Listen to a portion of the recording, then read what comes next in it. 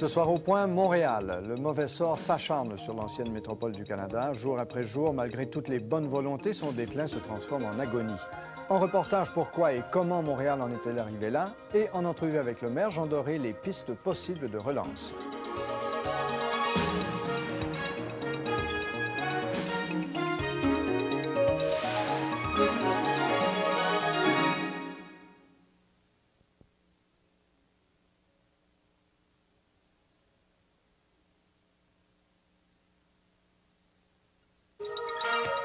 Le Point, avec Simon Durivage.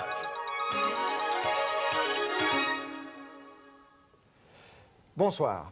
Il faut sans doute s'appeler Jean-Marc Chaput ou alors être carrément jovialiste pour envisager l'avenir économique de Montréal avec enthousiasme ces jours-ci. Il ne s'agit pas de prendre panique non plus, mais les mauvaises nouvelles s'accumulent à un rythme inquiétant.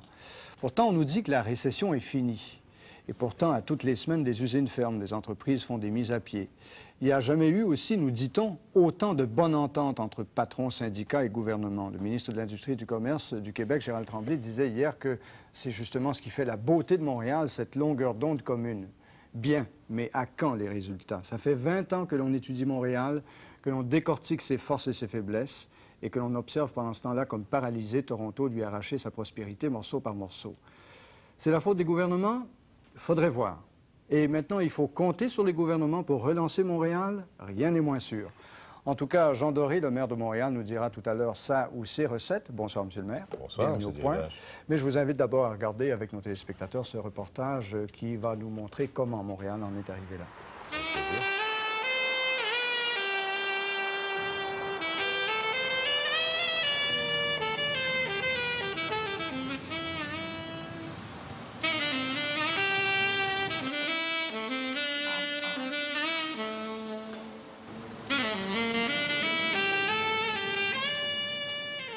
Montréal est unique en Amérique du Nord, un peu comme les Nordiques, là.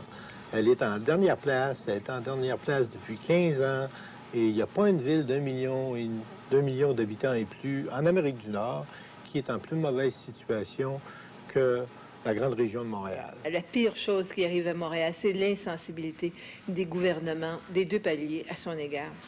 Et Montréal n'a pas de pouvoir toute seule pour se sortir de ce marasme-là. Une des choses qui va mal à Montréal, c'est que tout le monde dit que ça va mal, puis on passe beaucoup de temps, peut-être trop de temps, à se lamenter, et peut-être pas assez de temps et d'efforts pour dire c'est quoi le potentiel de cette ville-là et qu'est-ce qu'on peut faire pour s'en sortir. La vitalité qu'on a déjà connue, si on prend la période où Montréal était vraiment la métropole canadienne, je pense que cette période-là, elle est passée. Bien triste bilan pour une ville qui s'apprête à célébrer ses 350 ans. L'économie de Montréal est malade, depuis longtemps déjà. C'est au cours des années 30 qu'apparaissent les premiers signes de l'effritement de son rôle de métropole au profit de Toronto. Un renversement qui s'accélère au cours des années 60, malgré l'obstination de ceux qui refusent d'admettre que l'économie montréalaise est en perte de vitesse. Dépasser Montréal, faudrait, dans l'ensemble, non. Que Toronto dépasse Montréal dans un secteur ou dans l'autre, je crois que c'est de la saine rivalité. Et puis peut-être que dans le même secteur, dans le même domaine où Toronto aura dépassé Montréal, un peu après, Montréal dépassera. La ville qui exprime l'idée du Canada dans le monde entier, ça, il n'y a jamais aucun danger à cause du passé, à cause du présent et à cause de l'avenir. Même les projets les plus prestigieux ne réussiront pas à freiner le déclin dans lequel l'économie montréalaise est engagée. Montréal paye en quelque sorte pour avoir été la première ville du pays. Sa structure industrielle date du début du siècle. Une structure basée entre autres sur la métallurgie, la construction navale, le textile et la chaussure. Le problème, c'est que dans les années 70, Montréal ne réussit pas à moderniser cette base. Aujourd'hui, plusieurs analystes affirment que le contexte politique de l'époque rendait ce virage presque impossible à prendre. Selon Mario Polez, chercheur à l'Institut national de recherche scientifique, voilà une des principales causes du déclin économique de Montréal. Pour transformer une structure, ça prend des investissements, ça prend des hommes et des femmes qui font ces transformations. Ça ne se fait pas tout seul.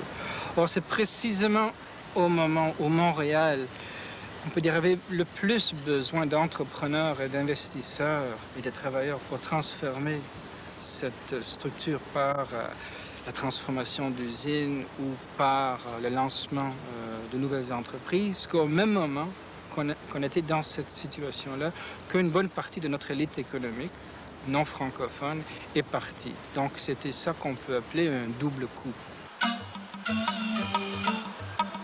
En 1971, le poids démographique des régions métropolitaines de Montréal et de Toronto sont comparables. Depuis, la région métropolitaine de Toronto a connu une croissance 3 fois plus grande que celle de Montréal. Marcel Côté, de la firme de consultants Secor, ancien conseiller de Brian Mulroney, est l'auteur d'une étude commandée par le gouvernement Bourassa. En partant, ils ont emmené des emplois. Et là, ils ont laissé à l'élite d'affaires francophone le soin de prendre la relève. Le problème, c'est que c'est une classe d'affaires relativement jeune, qu'elle n'a pas réussi à prendre toute sa place et qu'on n'a pas 20 bombardiers, on n'en a qu'un. Si on avait 20 bombardiers, le problème serait réglé. Peut-être que dans 20 ans, dans 30 ans, ça va être réglé. Mais entre-temps, là, le manque d'entreprises, le manque d'entreprises à rayonnement international à Montréal, pour une ville de 3 millions d'habitants, résulte dans une économie très anémique. Une relève francophone encore trop jeune pour amortir complètement le choc de l'exode et qui devait du même coup bâtir une industrie de services aux entreprises apte à répondre à ses besoins propres. Les économistes appellent ce secteur le tertiaire supérieur, un élément déterminant dans le développement des grandes villes. La fonction que les grandes villes remplissent, c'est de fournir des services à l'économie aux grandes villes. Et c'est un peu ce que fait le centre-ville de Montréal.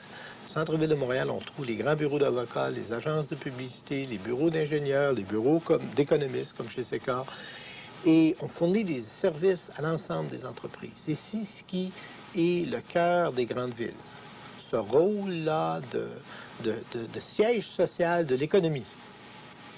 Et c'est ce rôle-là qui, malheureusement, a été attaqué à Montréal parce qu'on est le siège social maintenant de l'économie québécoise, alors qu'il y a 30 ans, on était le siège social de l'économie canadienne.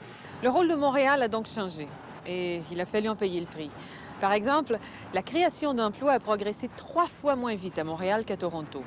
La Bourse de Montréal joue aujourd'hui un rôle mineur dans l'économie canadienne, avec seulement 20 % des transactions. Et pendant que les aéroports de Dorval et Mirabel réunis ne reçoivent que 8 millions de passagers, eh bien, à Toronto, c'est 20 millions qui en circulent. Ça, ce sont les coûts exprimés en termes économiques, si on peut dire. Mais il y a aussi, bien sûr, des coûts sociaux. Montréal souffre d'un grave problème de pauvreté. Dans la ville même, c'est le lot d'un citoyen sur 3. Un enfant sur 4 évolue dans un foyer pauvre. Montréal abrite de plus en plus une population vieillissante et démunie. La classe moyenne, elle, quitte pour la banlieue. Dans les vieux quartiers de la ville, comme ceux du sud-ouest, la pauvreté touche un citoyen sur 2. On n'est pas dans une favela du Brésil, dans un bidonville, mais on vit par exemple au niveau des jeunes enfants, et c'est important, on vit des taux de naissance de bébés à très petit poids. Donc ils nous enseignent sur comment les familles, la mère a de la difficulté à vivre et comment ces enfants aussi vont subir des séquelles de ça. Il y a à peu près 12,9 % d'enfants qui naissent ici avec des petits poids. Ça veut dire que c'est à peu près le niveau de pays comme le Mexique ou le Pérou. On vit quelque chose, on a une espérance de vie ici de 9 ans, inférieure à celle en haut de la montagne à Westmount, et de 12 ans d'espérance de vie en santé. Ce qui est plus important comme indice encore ici qu'à Westmount. Donc, on n'a pas les mêmes chances quand on est dans un quartier ici. Et ce qui est troublant et ce qui est désespérant, c'est justement l'absence d'un espoir parce que c'est des quartiers qui ont été délaissés. Une absence d'espoir qui engendre un cycle qui se nourrit de lui-même. Dans ces quartiers affectés par des fermetures d'usines en série, le taux de chômage atteint jusqu'à 30-40 %.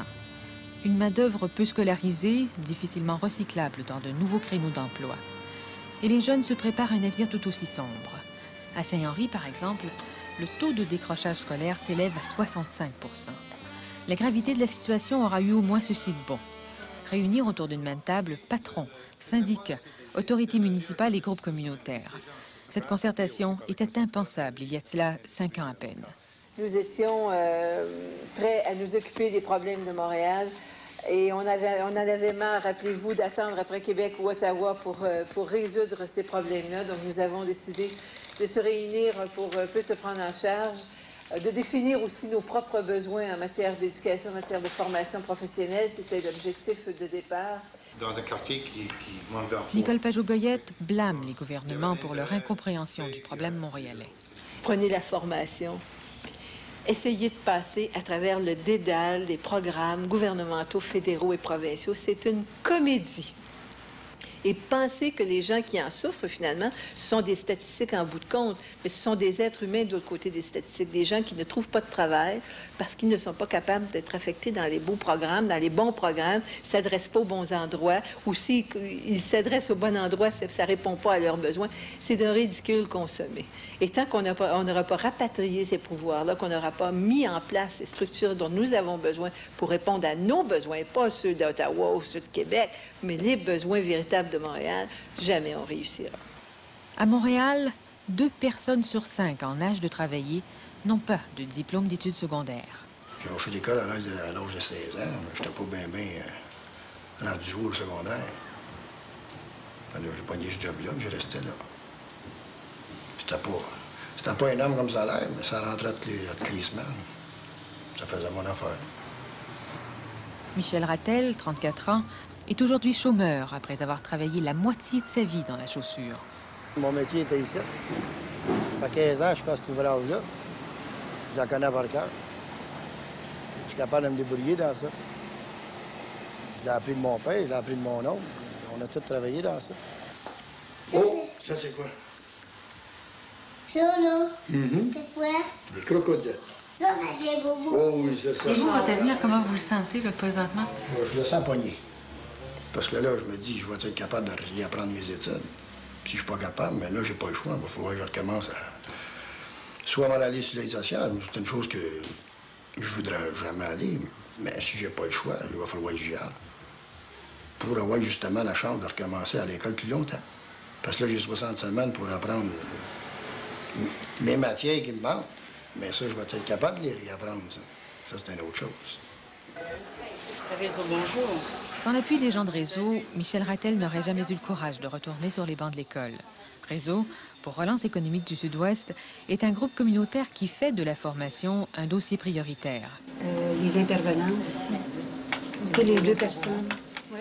Et pour redonner vie à ce quartier, Réseau frappe à toutes les portes. Nancy Nintam en est la présidente. C'est qu'on a visité une centaine d'entreprises manufacturières dans le coin. Et concrètement, il y en a plusieurs de ces entreprises-là qui disaient oh ben nous, on va prendre l'expansion, ça va bien nos affaires, on va partir. Et quand on a su ça, mais il y en a un qu'on a référé ici au parc d'entreprises du Canal, puis dans certains cas, ils vont se réinstaller dans le parc. Dans d'autres, on travaille avec la ville pour pouvoir les garder ici, parce que c'est des entreprises qui vont bien et qui vont pouvoir créer de l'emploi pour les gens du secteur. Alors ça, c'est en allant directement dans les entreprises, en parlant aux gens qui travaillent dans ces entreprises-là, qu'on on est en train de développer et de maintenir une plus grande base industrielle dans notre coin. Le parc d'entreprises du Canal est un exemple de réalisation concrète.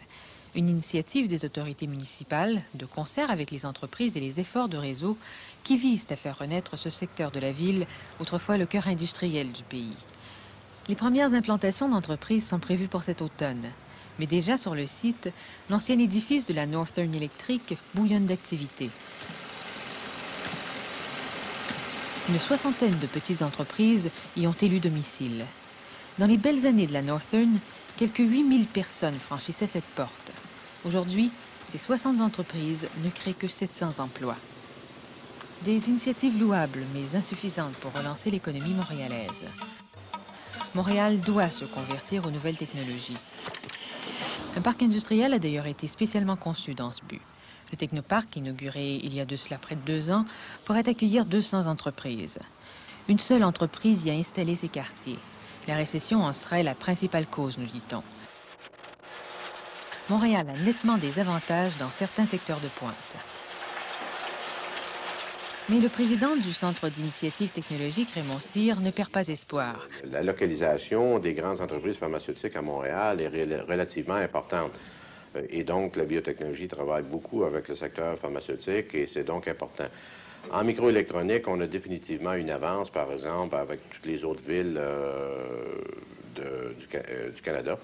Dans le développement de software, ça touche un peu la logique cartésienne, j'imagine. On n'a jamais compris tellement pourquoi. qui fait qu'on a des capacités de développer des softwares au Québec qui dépassent de beaucoup ce qui se développe ailleurs. Et donc, c'est un des secteurs à développer. Et évidemment, l'aérospatial, parce que c'est un secteur déjà important dans lequel le Québec a des forces importantes, et Montréal en particulier. C'est non seulement un engagement, c'est une volonté très claire de la part du premier ministre, en reconnaissant l'importance de Montréal comme moteur économique, comme locomotive de développement économique, non seulement pour le Québec, mais pour l'ensemble du Canada. Il a surtout fallu... Des dizaines d'études, de comités, des forums et 2 sommets économiques se sont penchés sur le sort de Montréal. Le dernier rapport en liste date de l'automne 90. Votre rapport n'a pas été le premier qui a été rédigé sur l'économie de Montréal depuis déjà un bon moment, du moins depuis les 10 dernières années. Il y en a eu de nombreux rapports. Depuis 1970 qu'on dit ça. On n'a rien inventé. André Reynaud et Fernand Martin et Higgins ont écrit la même chose il y a à peu près 20 ans. Est-ce que vous croyez que cette fois-ci, ce sera la bonne? Non, parce que c'est pas la faute des gouvernements. C'est la faute des gens de Montréal, c'est la faute des Québécois. C'est encore là, une grande partie du problème résiste dans les priorités que les Québécois donnent aux choses. Et on s'occupe actuellement beaucoup plus de notre place dans le Canada que la place de l'économie montréalaise. C'est que Montréal, comme métropole québécoise, a encore un certain nombre d'ajustements, comme disent les économistes, à réaliser. Mais je dirais, c'est plutôt intuitif, que le gros de la transformation a déjà été réalisé. Que le gros du prix, entre guillemets, a déjà été payé. Montréal. Aucune ville canadienne, et peut-être même au monde, n'a été à ce point sculptée. Le jour où l'on cessera d'étudier Montréal sera le signe qu'elle se porte enfin mieux.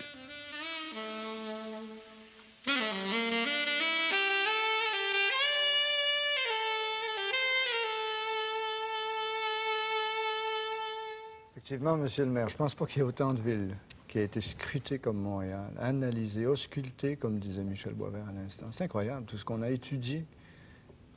Moi, je pense qu'on n'en est plus aux études, là. On est à l'étape de passer à l'action, et c'est déjà enclenché. Ce que je trouve intéressant... Vous avez dit ça il y a 5 ans, Monsieur le maire. Oui, mais... Quand vous êtes arrivé au pouvoir, vous avez dit, 87, fini les études, on va passer à l'action. Oui, alors voilà ce qu'on a fait. Non, mais ce qu'on a fait, c'est on a commencé par le début.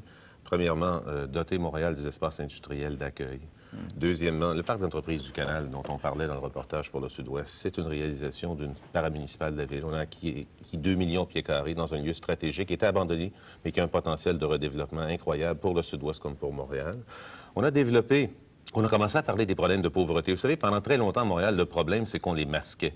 On a mis des clôtures devant les taudis pendant l'Expo 67. On ne parlait pas de ces problèmes-là. Pourtant, ça fait 30, 40 ans qu'on traîne des taux de dépendance sociale importants. Alors là, on en parle peut-être trop maintenant. Et là, on va voir c'est vrai que les choses vont mal. La récession accroît. Mais quand on regarde ce qui s'est passé, le rapport Picard disait il faut agir dans le domaine international. On a consolidé la vocation de l'OACI, on a ajouté des activités internationales à Montréal. Dans le domaine du design, il faut faire quelque chose. Il y a un institut du design à Montréal. On a annoncé aujourd'hui, d'ailleurs, toute la campagne de soutien Montréal sur le plan de la mode, parce que c'est un secteur créateur d'emplois. Dans les domaines, l'économie des quartiers de Montréal, partenaire pour le développement économique des quartiers, un document qu'on a rendu public en 90, eh bien, il y a, Réseau en est un, mais il y a 5 corporations de développement économique qui réunissent dans les quartiers les gens du communautaire, les gens d'affaires, l'artère commerciale, autour de 2 choses. Comment s'assurer que l'emploi qui se crée, l'emploi qui est appelé à se créer, profite aux gens du quartier, et comment soutenir l'entrepreneurship des quartiers. Donc, ces conditions-là, on les a mis en place pour, je dirais, assurer le développement. L'autre élément, et ça, c'est la présidente de la Chambre de commerce qui l'a bien souligné, quand j'ai été élu maire de Montréal en 86-87, on discutait avec la Chambre et le Board d'un côté, et on discutait avec les syndicats de l'autre. On a proposé que tout ce beau monde-là se mette à tous à la même table. On était tous des agents de développement. Le comité de concertation de Montréal, qui regroupe la Chambre de commerce, le bureau de commerce, la CSN, la FTQ, les maires de banlieue, la communauté urbaine de la ville, fonctionne maintenant depuis 2 ans.